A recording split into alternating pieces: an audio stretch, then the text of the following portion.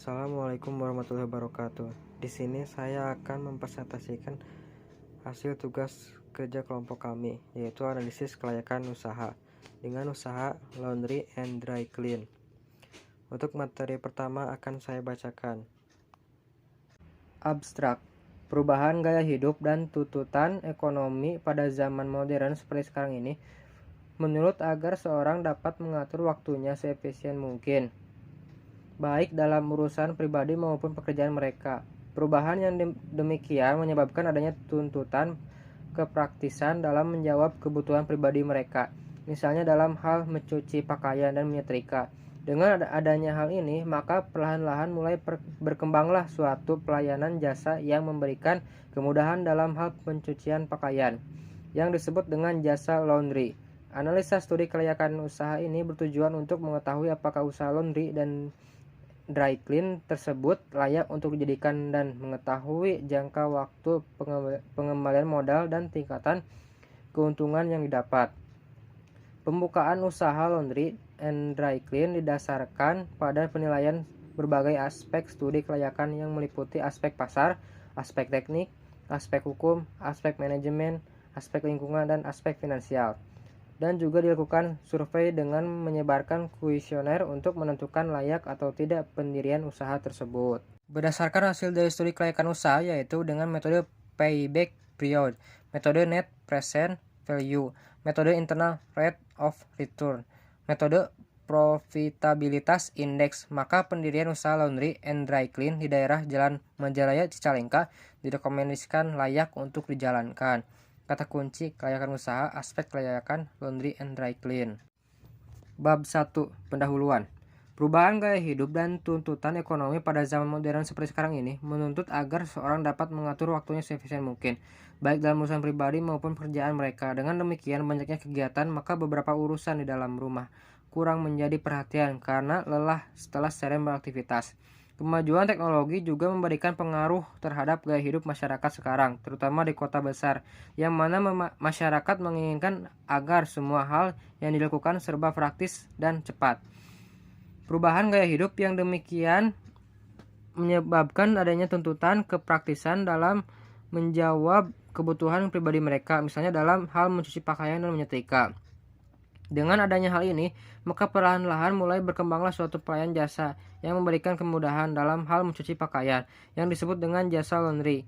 Bisnis ini biasanya menjamur di daerah yang banyak terdapat kos-kosan atau rumah kontrakan, di mana penyewa kos atau kontrakan tak sempat atau tak bisa melakukan cuci dan menyetrika baju sendiri. Keberadaan jasa laundry bagi masyarakat dinamis di perkotaan, terutama di daerah kontrakan atau kos-kosan, sudah merupakan gaya hidup tersendiri. Bukan karena malas, tetapi mereka memprioritaskan mana yang bisa didelegasikan dan mana yang bisa mereka lakukan sendiri karena faktor tenaga, waktu, dan tuntutan hidup.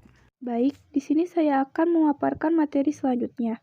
Kota Bandung, khususnya daerah Majalaya Cicalengka, banyak sekali dihuni oleh mahasiswa dan karyawan kantor yang tentunya sibuk dengan aktivitas masing-masing, sehingga tidak memiliki waktu yang cukup untuk mencuci pakaian mereka.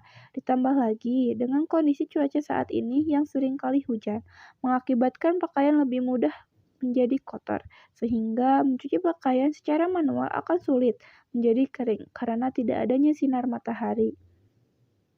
Peluang usaha laundry di daerah Majalaya Cicalengka sangat menjanjikan, namun untuk mendirikan usaha ini diperlukan suatu perencanaan yang matang agar usaha laundry dapat bertahan lama dan tidak terjadinya kerugian. Oleh karena itu, saya ingin melakukan analisis kelayakan terhadap pendirian jenis usaha laundry ini dengan judul Analisis Kelayakan Usaha Laundry and Dry Clean. Bab 2. Analisis kelayakan bisnis. 2.1 Analisis aspek pasar. Berdasarkan hasil kuesioner yang telah disebarkan, yang merasa tertarik untuk didirikannya usaha laundry and dry clean di daerah Majalaya terdapat 67,1% sangat tertarik dan 18,56% tertarik. Untuk intensitas responden dalam melakukan kunjungan ke tempat laundry ada 35,5% menjawab 8-10 kali dan 29,90% menjawab 5-7 kali. Untuk banyaknya barang yang di laundry dalam sekali kunjungan ada 39,18% menjawab 3-5 kilo dan menjawab 6-8 kilo. Menjawab 27,84% yang merasa tertarik untuk menggunakan jasa laundry. Ada 52,58% menjawab sangat tertarik dan 20,62% menjawab tertarik. Dari hasil kuesioner di atas dapat diperoleh jumlah potensial pelanggan dari target pasar mahasiswa karyawan sebanyak 1.185 orang adalah 254 orang dengan target penjualan per hari adalah 312,25 kilo per hari. Analisis aspek teknik.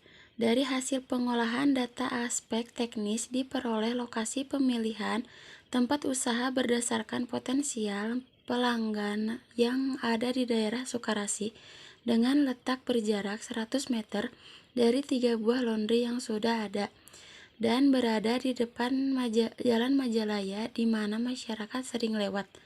Hal ini berdasarkan beberapa pertimbangan di antara letak konsumen, fasilitas transportasi yang memadai guna penyaluran bahan baku dan mudah dijangkau oleh konsumen.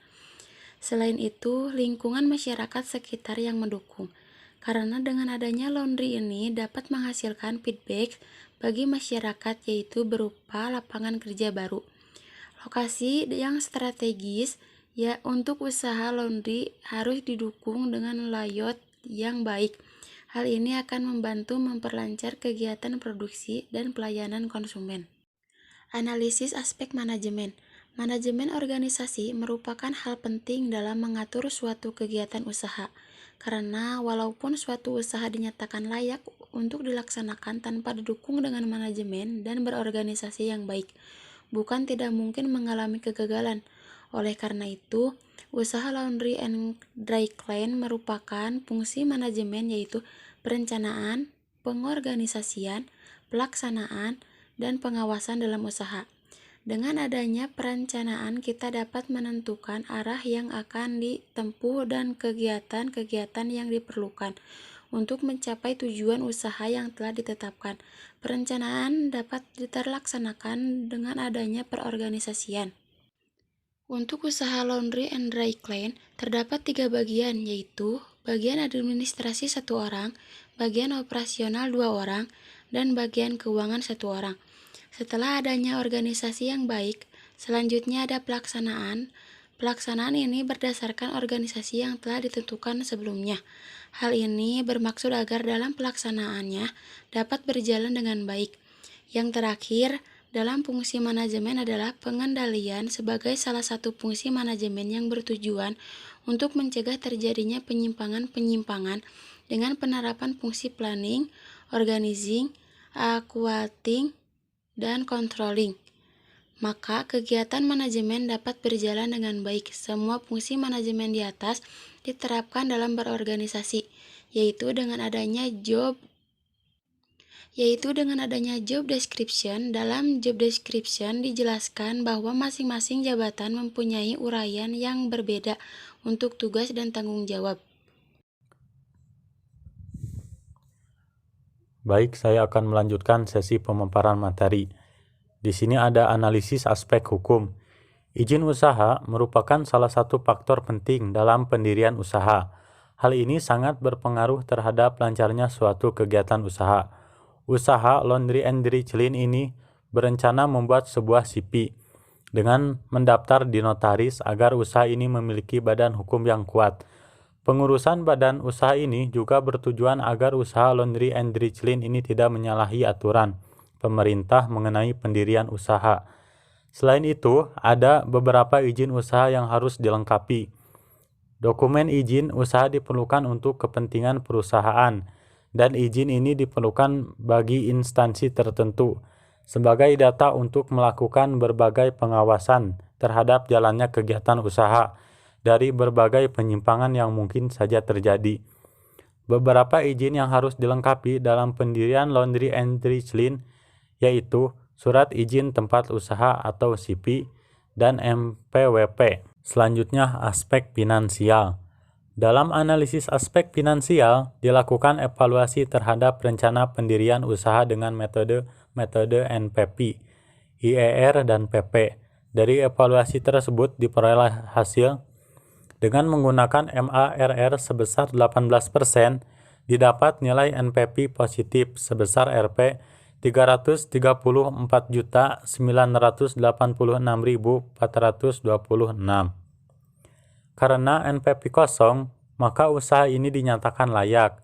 Selama NPP memberikan nilai positif, IER akan selalu bernilai baik, yaitu sebesar 54%, sehingga layak.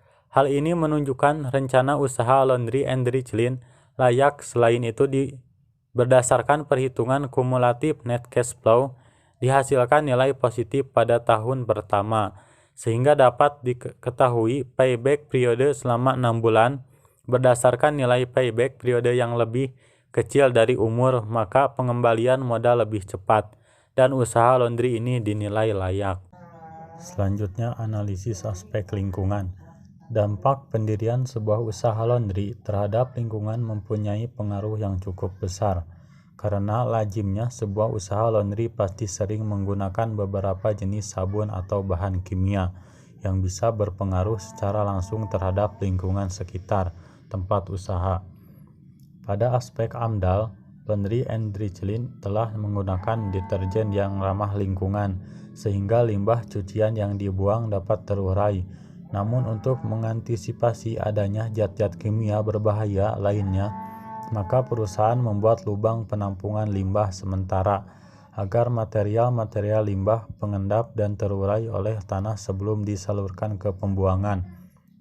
Perusahaan juga telah meminta izin ke aparat pemerintah setempat, yaitu RT atau RW, agar ikut menggunakan saluran pembuangan limbah rumah tangga yang selama ini mereka pakai dengan membayar iuran per bulan sebagai kontribusinya.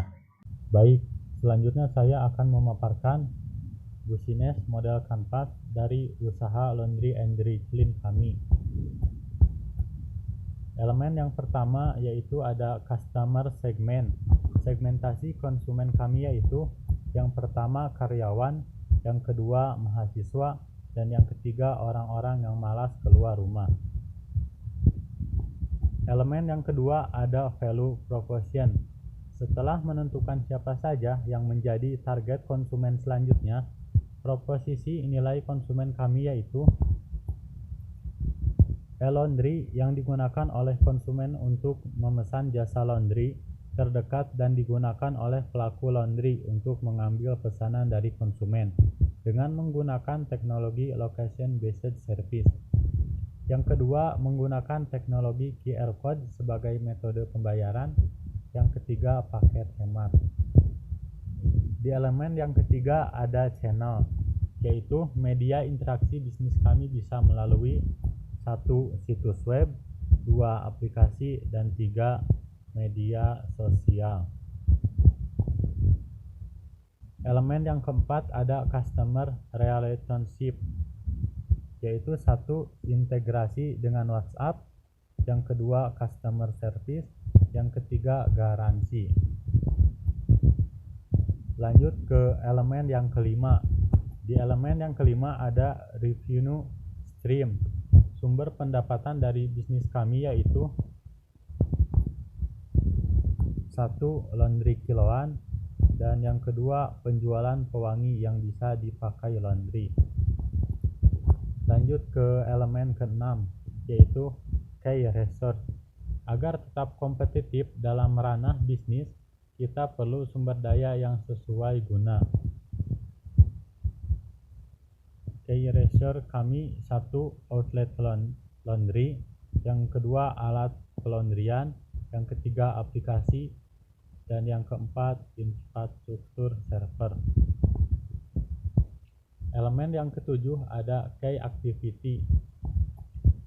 1. menghubungkan pelaku laundry dengan konsumen, 2. memiliki paket dan transaksi, yang ketiga produksi kegiatan pelayanan mulai dari penerimaan barang, prosesi laundry, hingga pengantaran barang ke konsumen. Lanjut ke elemen ke-8, yaitu key partnership. Bisnis kami membangun kerjasama dengan 1. Hotel, 2. Kontrakan, dan 3. Kos-kosan. Elemen yang terakhir yaitu cost struktur atau struktur biaya. Struktur biaya kami yaitu 1. Biaya bahan baku, yang kedua gaji karyawan, dan yang ketiga sewa outlet.